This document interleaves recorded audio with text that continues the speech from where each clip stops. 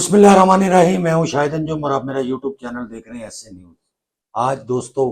ہم کچھ پرانی بات کریں گے۔ کتنے جو ہے وہ اس برس گزر گئے، 1990 کا یہ واقعہ ہے جس پر آج ہم بات کریں گے، اور یہ واقعہ ایسا تھا جو کہ بعد میں تاریخ کا حصہ بنا اور آج تک لوگ جو ہے اس کو یاد کرتے ہیں۔ ہماری نئی نسل خاص طور پر جو ہے وہ اس کو سننا بھی چاہتی ہے، اس کو پڑھنا بھی چاہتی ہے کہ آخر کار یہ واقعہ ہوا کیا تھا۔ جو سندھ کے دوسرے بڑے شہر حیدرآباد میں یہ واقعہ پیش آیا تھا، 1990 کی بات میں کر رہا ہوں۔ 14 مئی 1990 کو حیدرآباد میں دو طلبہ تنظیم کا آپس میں ایک کلیش ہوا تھا۔ اس کلیش کے بعد جو ہے اس طرح سے شہر میں گڑبڑ شروع ہوئی کہ آخر کار حکومت کو جو ہے وہ حالات کو قابو کرنے کے لیے کرفیو لگانا پڑا، اور وہ کرفیو کئی روز تک جاری رہا۔ اس کرفیو کے بعد جو ہے وہ حکومت کو شاید یہ شک ہوا، اور اس وقت کچھ لوگوں نے قانون کو توڑنے کی بات بھی کی، اور کرفیو کو جو ہے وہ وائلیشن کا جو ہے وہ اطلاعات موصول ہوئی، جس کے بعد حکومت کی طرف سے یہ باقاعدہ ایک پلان کیا گیا، اور حیدرآباد کے قریب جو دیہات تھے وہاں سے لا کر پولیس کو جو ہے وہ وہاں تعینات کیا گیا حیدرآباد میں، تاکہ یہ وائلیشن نہ ہو۔ 25 تاریخ کو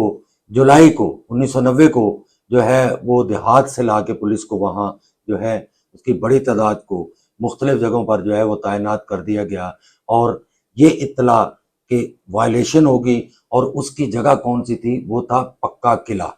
پکا قلعہ آپریشن نام بہت لوگوں نے سنا ہوگا، جو اس وقت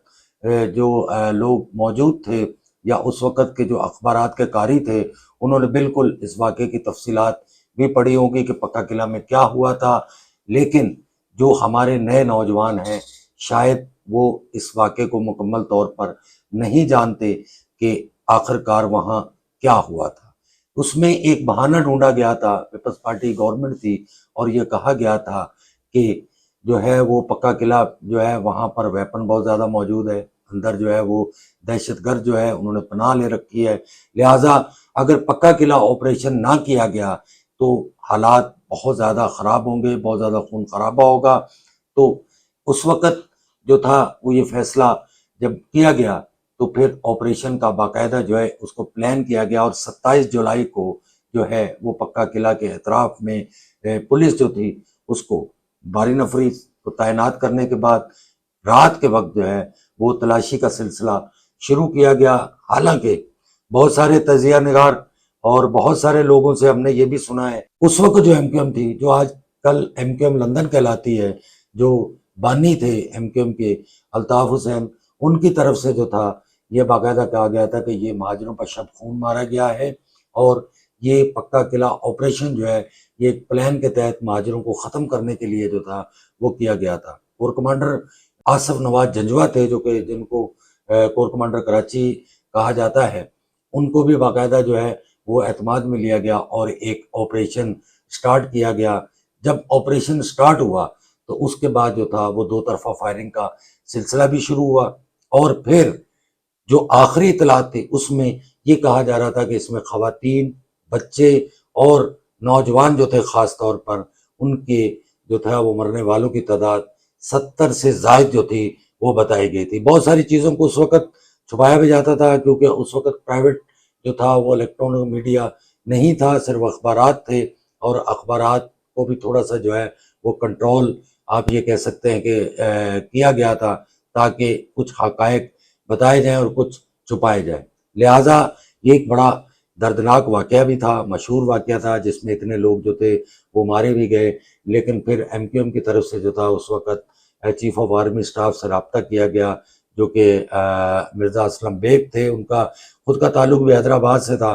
تو ایم کیو ایم کی طرف سے جب یہ درخواست کی گئی اور آرمی چیف کی مداخلت کے بعد جو ہے اس آپریشن کو ختم کیا گیا۔ اگر ایسا نہ ہوتا تو شاید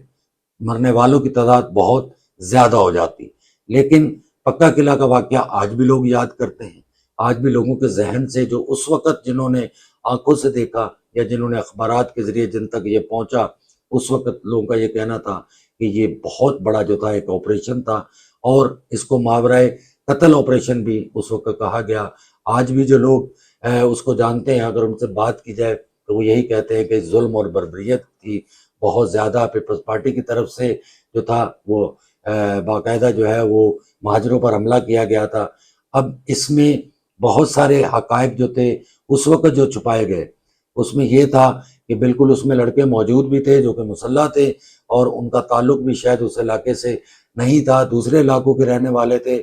تو پیپلز پارٹی کی طرف سے اس وقت جو حکومت تھی ان کو یہ بہانہ مل گیا تھا کہ یہاں پر جو ہے وہ غیر مقامی لوگ چھپے ہوئے ہیں، اور چونکہ یہ قلعہ نما ایک آبادی ہے لہٰذا اس کو آپریشن کر کے ہی جو ہے وہ یہاں کا صفایا کیا جا سکتا ہے تاکہ حیدرآباد جو ہے وہ امن کا گوارا بن سکے۔ لیکن